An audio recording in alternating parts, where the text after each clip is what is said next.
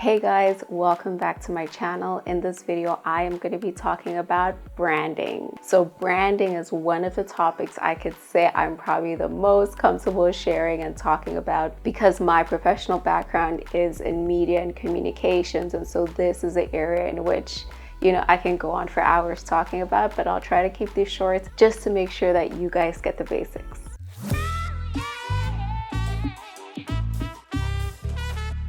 So what is branding? I think I have heard so many people using branding or the phrase branding wrongly, trying to describe marketing, trying to describe social media strategy, trying to describe all these other things, but not necessarily describing branding. So branding really is this all-encompassing image of your company, the personality, it is the feel, it's the colors, it's name, it's the logo, it's the tone, it's the phrasing, it's the whole idea of your branding. It helps distinguish your business or your service from the next. It is part of that value proposition, right, that we spoke about in a previous video, where you are clearly stating my business name is this and this is what we do. This other person's business name is this and this is what they do, right? It's this distinguishing of who you are as a business. It's how you speak, it's how you communicate, it's how you react, it's how you promote yourself, it's how you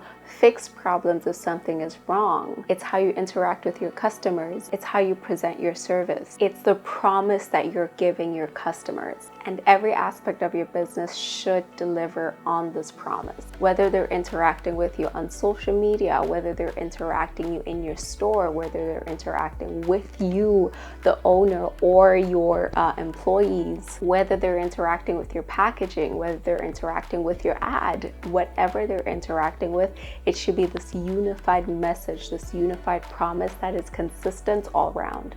A great brand purpose is something that is inspiring for everybody, is really true to what your business is about, and is something that is open enough that it can grow with your business in the future. So an example of a brand purpose is Coca-Cola's. Their brand purpose is to refresh the world and make a difference. And so you can see this in all their imaging, particularly with that refresh, right?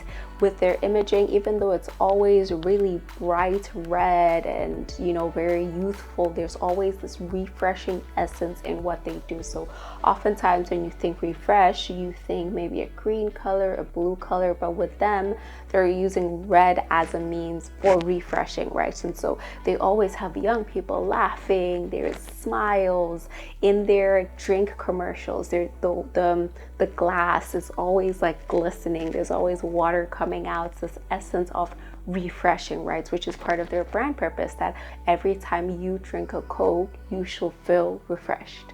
So it's important to define your brand personality within branding. That means, how do people feel about your brand? Think about your brand as a person. This person is this encompassing of who your business is, what your service is, what you as a person wants to be your personal brand. How do you think if people were to draw you, to describe your business, they would do so in a personified manner? So are you funny? Are you intellectual? Are you interesting? Are you odd? Do you drink a lot? Do you have friends? Do you smile a lot? Are you always serious? Are you playful? Are you elite? Are you for the masses? Are you mature, right? So these are all words that can describe a brand, and you can even use things like YouTubers as an example, right? Or YouTube channels of like, how would you, if you were to go to the subscription side of your YouTube, how would you describe these various YouTubers or YouTube channels based on their brand personality? And so that could be the personality of the person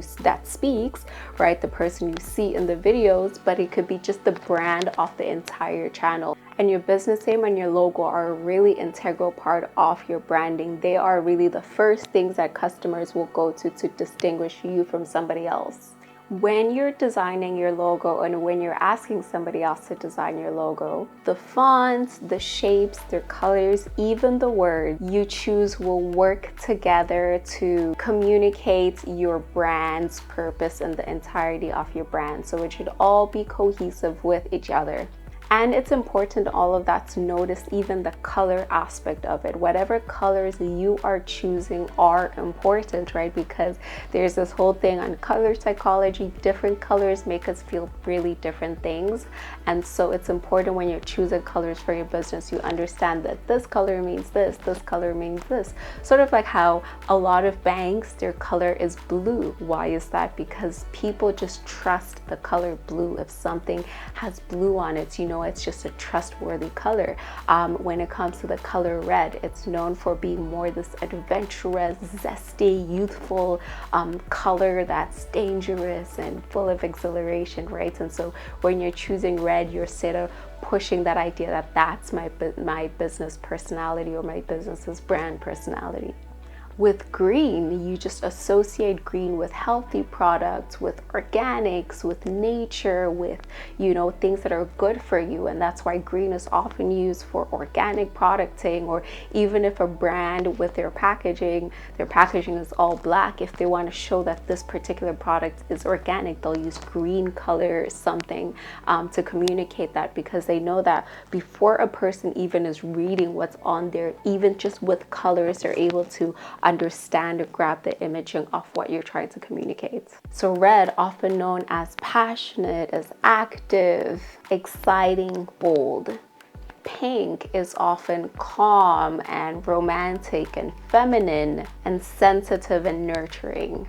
Purple is deep, creative, original, individual, wealth. Wealth is often symbolized through purple. Green is growth and health and restoration and balance. Blue is spirit and control and trustworthiness and determination. Orange is instinctive and warm and optimistic and extrovert and social. Now that you have the colors, you have the voice, you understand the personality, when you're using images for your brand, so these are images in your advertisements, in your products, in your social media, it's important to use imaging that's aligned with that, right? And so with one of my businesses, its focus is young people. So Canvas Thrift is all for young people, college students. And so when it comes to our colors, we have really just bright oranges and pinks, and it's a really just, you know, like these colors, right? It feels youthful. With our images, we have people who are in school, right? We have images of young people in school who are laughing, who are smiling, because we want to push that sort of idea onto our customers, so that they know, for example, on social media, if they're landing on our page, just by a quick glimpse, through a quick glimpse of like, what is this person about? What is this page about? What's this business about? They can kind of get an idea without having to like do a deep dive into, oh, you know, what are they about? Who are they targeting, right? And so lastly, I just want to end with the statement that your brand personality, your brand can evolve, right? So it doesn't mean that whatever you start with is what you have to finish with. There are examples on the screen of different businesses where their brand imaging, their brand personality, their brand colors, their, you know, the general idea of their brand has changed over the years. And it's okay to start at one thing and eventually adapt. You know, if you already have something and you realize, hey, these colors, this tone, this voice is not aligning with the kind of message I'm trying to put out there, you can change, you can adapt, and there's room for growth, there's room for adjustments, just as with anything else in business. So don't feel any shame if you're like, oh no, my business has no branding, it's not unified, everything is different on different platforms. There's always room for improvements, and at least now you're making the effort to learn, and then you can start making little changes here and there and here and there.